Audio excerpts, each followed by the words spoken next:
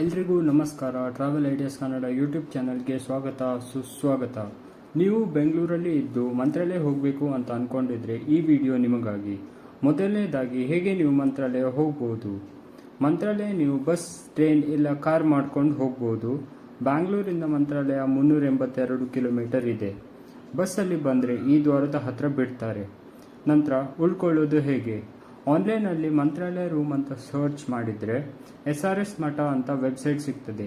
ಅಲ್ಲಿ ನೀವು rooms book ಮಾಡ್ಕೊಳ್ಬೋದು.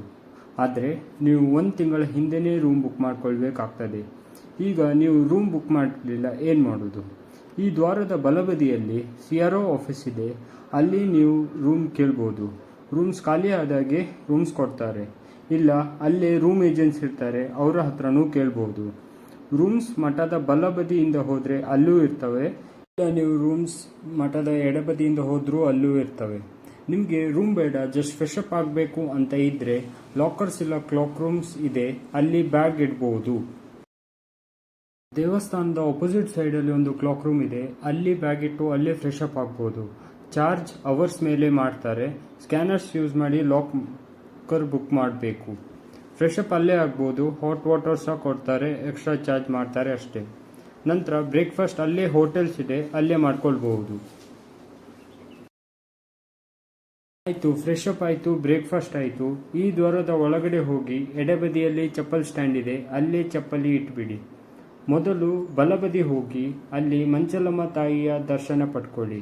ಮೊದಲು ಮಂಚಲಮ್ಮ ತಾಯಿ ದರ್ಶನ ಪಡ್ಕೊಳ್ಬೇಕು, ಆಮೇಲೆ ರಾಯರ ದರ್ಶನ ಪಡಿಬೇಕು ಅಂತ ಹೇಳ್ತಾರೆ.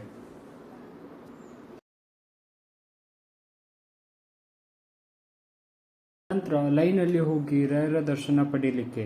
ಶನಿವಾರ ಇಲ್ಲ ಆದಿತ್ಯವಾರ ರಶ್ ಇರ್ತದೆ, ಆದರೆ ಬೇಗ ದರ್ಶನ ಆಗ್ತದೆ. ರಾಯರ ದರ್ಶನ ಪಡೀಲಿಕ್ಕೆ ಪಂಚೆ ಉಟ್ಕೊಂಡು ಹೋಗಿ. ರಾಯರ ದರ್ಶನ ಆದಮೇಲೆ ಅಲ್ಲೇ ಮಂತ್ರಾಕ್ಷತೆ ಕೊಡ್ತಾರೆ. ನಿಮಗೆ ಪ್ರಸಾದ ಬೇಕಿದ್ರೆ ಹೊರಗಡೆ ಚಪ್ಪಲ್ ಸ್ಟ್ಯಾಂಡ್ ಬಳಿ ಸಿಗ್ತದೆ. ದರ್ಶನ ಆಯಿತು. ಮಠದ ಎಡಬದಿಯಿಂದ ಹೋದರೆ ಅದು ಭೋಜನ ಶಾಲೆಗೆ ಹೋಗ್ತದೆ. ಅನ್ನಪ್ರಸಾದ 11 ಗಂಟೆಗೆ ಸ್ಟಾರ್ಟ್ ಆಗ್ತದೆ.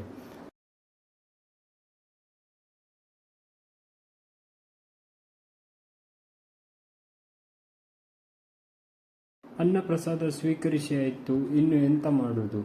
ಅಲ್ಲಿ ಆಟೋದವರು ಪಂಚಮುಖಿ ಅಂತ ಹೇಳ್ತಾ ಇರ್ತಾರೆ.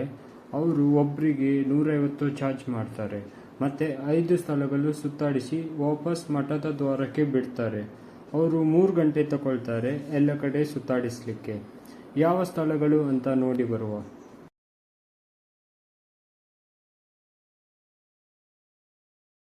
ಮೊದಲನೇದು ಅಭಯ ಆಂಜನೇಯ ದೇವಸ್ಥಾನ.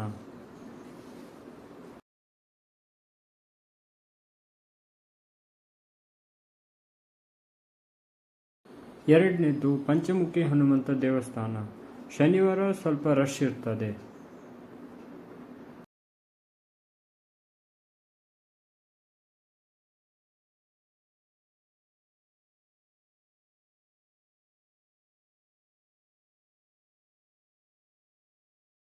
ನಂತರ ಅಲ್ಲೇ ಲಕ್ಷ್ಮೀ ದೇವಸ್ಥಾನ ಇದೆ, ಅಲ್ಲಿ ಹೋಗಿ ದರ್ಶನ ಪಡೀರಿ.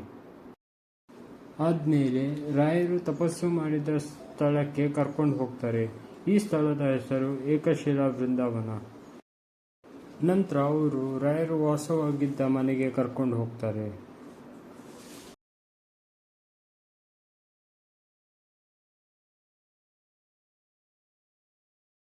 ನಂತರ ವಾಪಸ್ ರಾಯರ ಮಠದ ದ್ವಾರದ ಹತ್ರ ಬಿಡ್ತಾರೆ. ಮಠದ ಬಲಬದಿಯಿಂದ ಹೋದರೆ ತುಂಗಭದ್ರಾ ನದಿಗೆ ಹೋಗ್ತದೆ. ಸಂಜೆ ಹೊತ್ತು ಅಲ್ಲೇ ಕೂತು ಕಾಲ ಕಳಿಬಹುದು.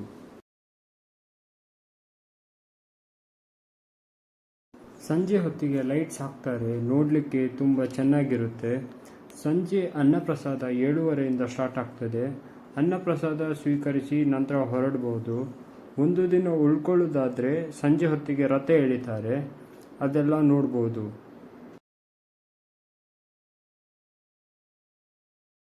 ಈ ವಿಡಿಯೋ ನಿಮಗೆ ಇಷ್ಟ ಆಗಿದ್ದರೆ ಲೈಕ್, ಶೇರ್, ಸಬ್ಸ್ಕ್ರೈಬ್ ಮಾಡೋದು ಮಾತ್ರ ಮರಿಬೇಡಿ. ಧನ್ಯವಾದಗಳು.